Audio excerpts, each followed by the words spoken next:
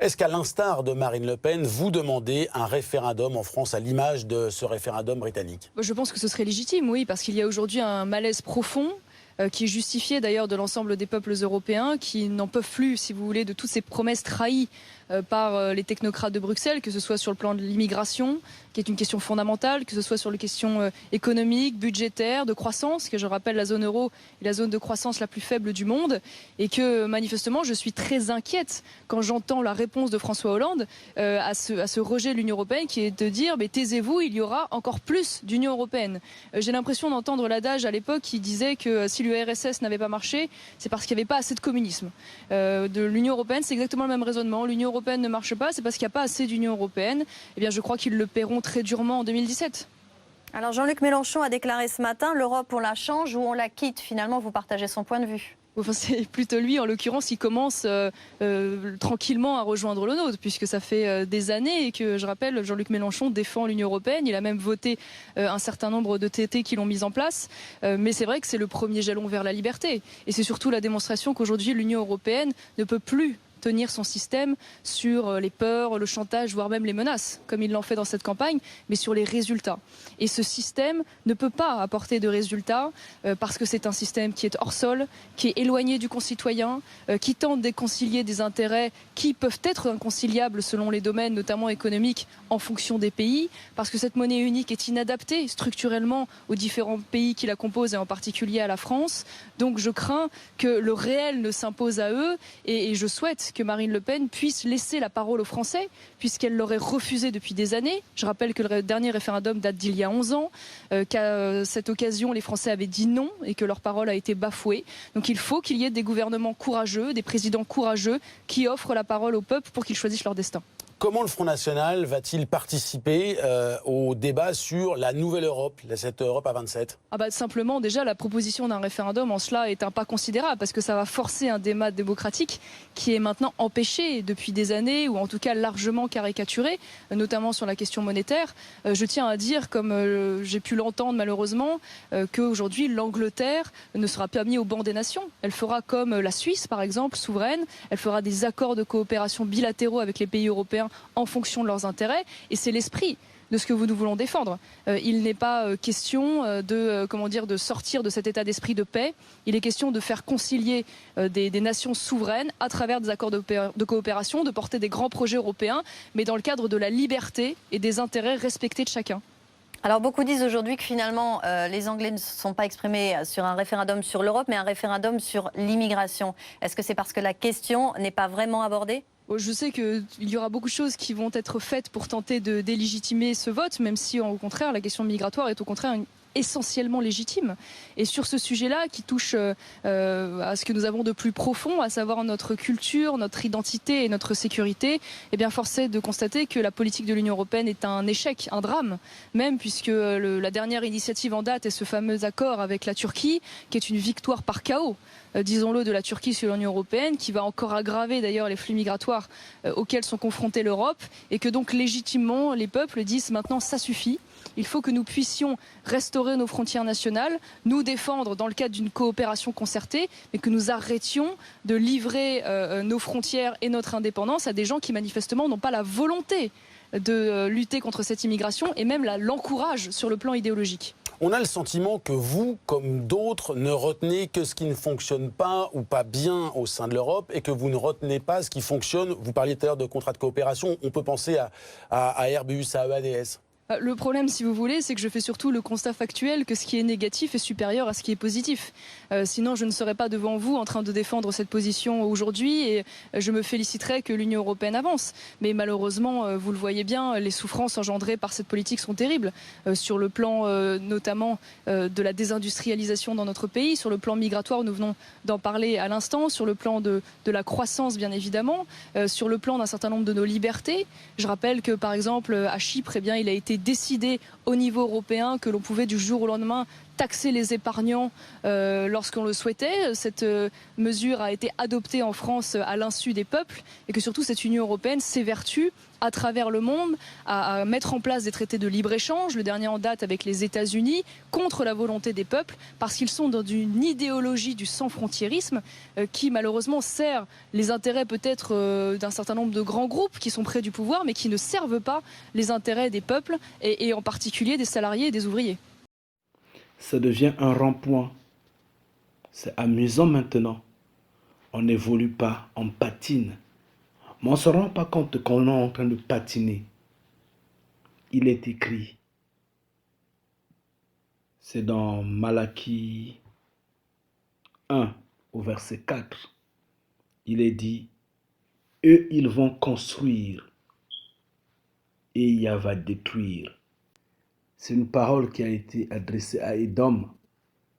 Bien, personnellement, je ne suis pas dans la conception qu'Édom est occidental. Je l'ai toujours dit, c'est pas cela.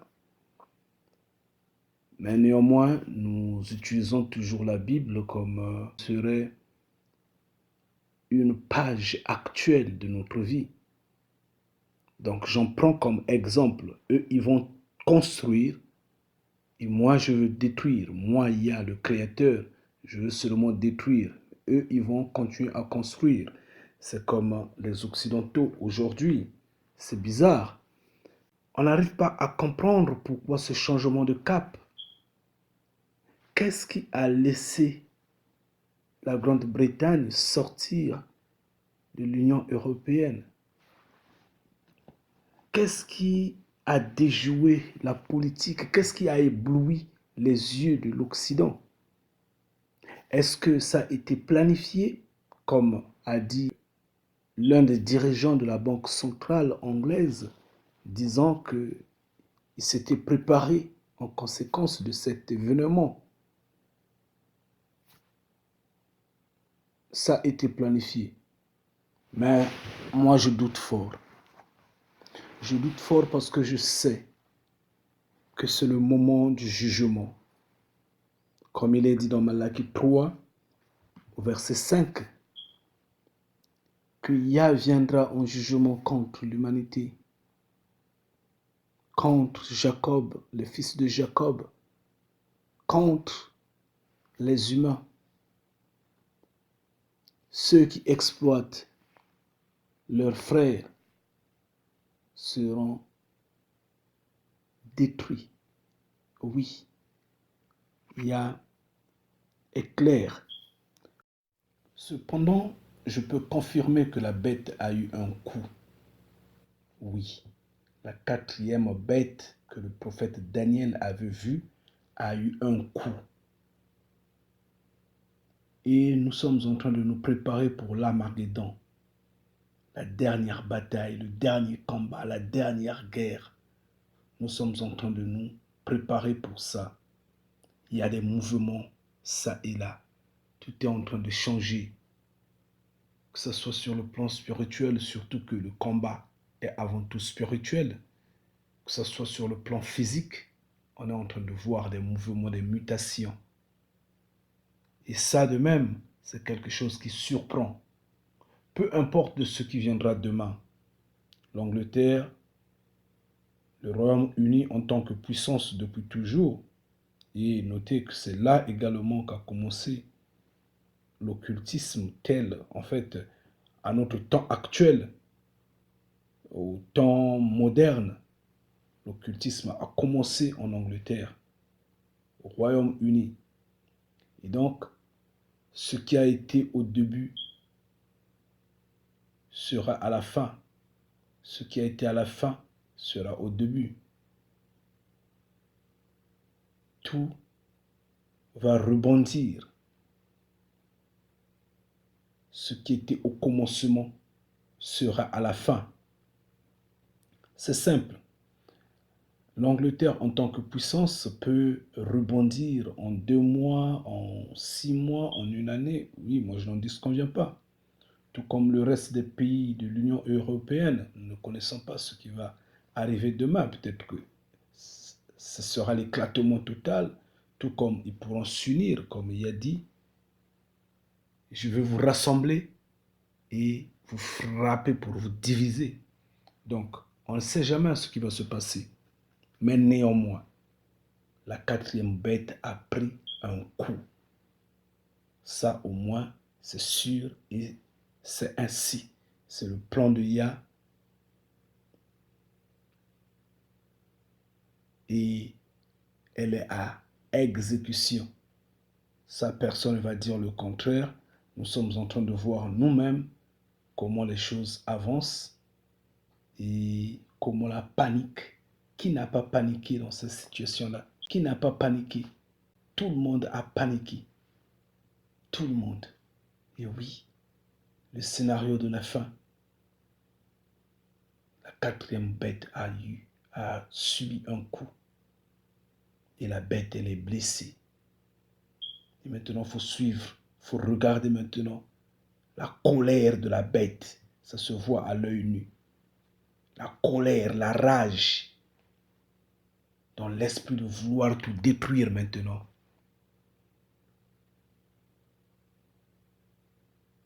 Mais que Yah nous protège, que Yah veille sur nous. On va nous imposer la marque de la bête ici. Oui, la marque de la bête, bientôt. Finalement, les Anglais ont travaillé pour rien. Ils ont construit, ils ont bâti pendant des années, mais ils sont repartis à la case départ. À la case départ, comme s'ils n'ont rien fait. Ils sont ressortis. Cette organisation qu'ils ont construite difficilement avec tant d'énergie. Ils ont perdu l'énergie, l'argent, le temps et tout. Ils sont repartis à la case départ, le rond-point. C'est comme si on évoluait or qu'on tournait seulement sur le même endroit. Ils sont en train de tourner là. Et là, il y a confond à ce moment-là. Il y a confond les humains. La panique totale. Ceux qui crient démocratie, démocratie, qui donnent les leçons, les notions démocratiques, eux-mêmes ne respectent pas la démocratie. Eux-mêmes ne sont pas des démocrates. Ils ne sont pas capables de s'assumer. L'échec total. Mais ici, ce qui est curieux, c'est quoi? Même eux-mêmes qui ont voté sont surpris des résultats. Personne ne s'attendait à ce que la Grande-Bretagne, à ce que l'Angleterre puisse sortir, puisse apporter un vent nouveau dans la dynamique de la politique européenne. Personne ne s'attendait à ça.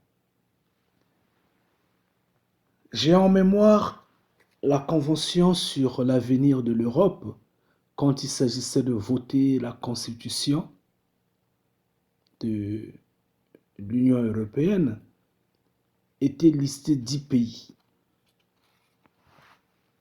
Et finalement, 4 seulement avaient voté. 4 pays. Qu'est-ce qui s'était passé en fait? Les votes ont commencé avec l'Espagne. Les partisans du oui ont voté pour. Les Européens étaient contents. En fait, les politiques étaient contents. Au tour de la France, là c'était en 2005. Quand le tour de la France est venu, finalement, les partisans du non ont remporté le scrutin. Ça a porté un mécontentement. C'est passé aux Pays-Bas. Aux Pays-Bas de même, ils ont dit non, on ne veut pas de ça. C'est parti à Luxembourg. Luxembourg a accepté. En fait, le oui a emporté la victoire. Finalement, le non a laissé le froid au dos. Ils ont refusé que les 6 autres États, dont l'Angleterre, la République tchèque, la Pologne, le Portugal, l'Irlande, fassent encore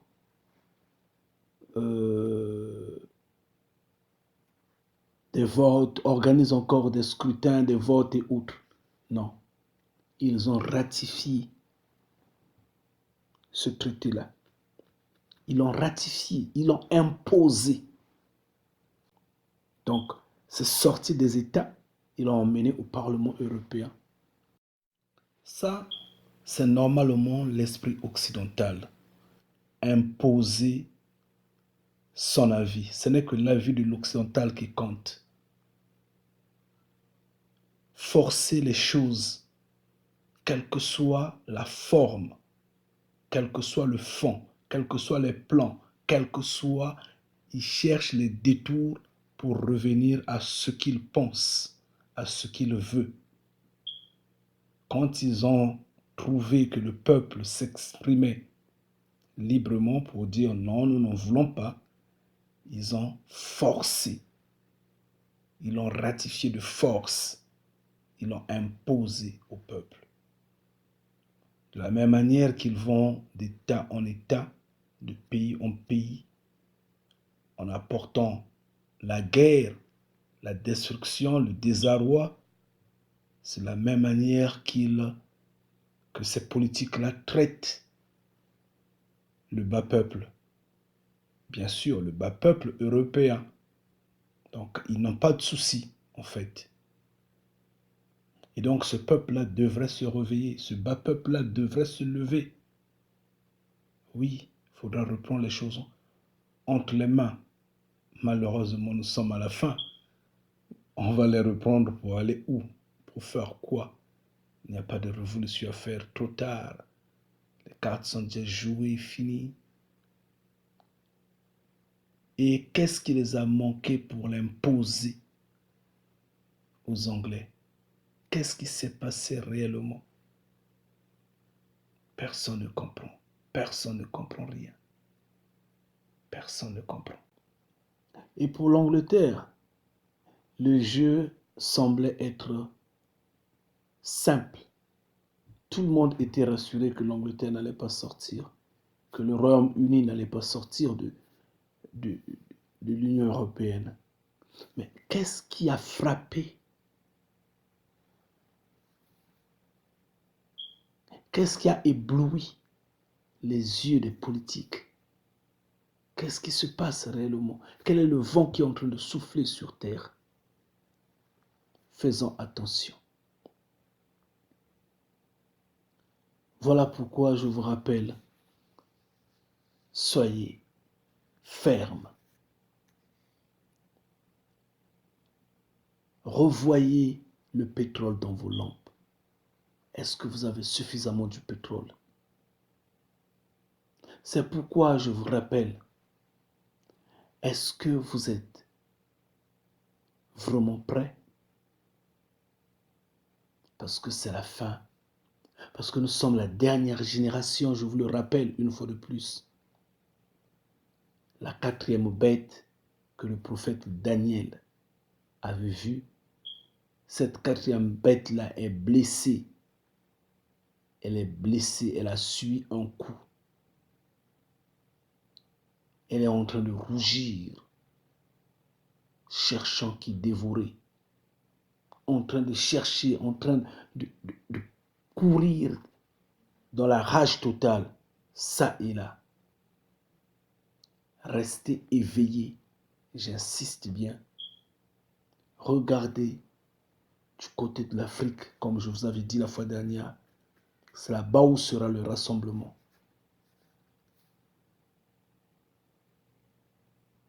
Parce qu'on va oppresser le fils de Jacob. Et regardez, vous verrez bien, cette 4e bête-là, comme serait une cellule qui subit du métabolisme ou une phase de métaphase, je ne sais pas, métaphase 2 ou métaphase, je ne sais combien, est en train de se diviser elle-même, en train de s'autodiviser en 2, en 3, en 4, en 5. Mais ce n'est qu'une bête, une seule chair.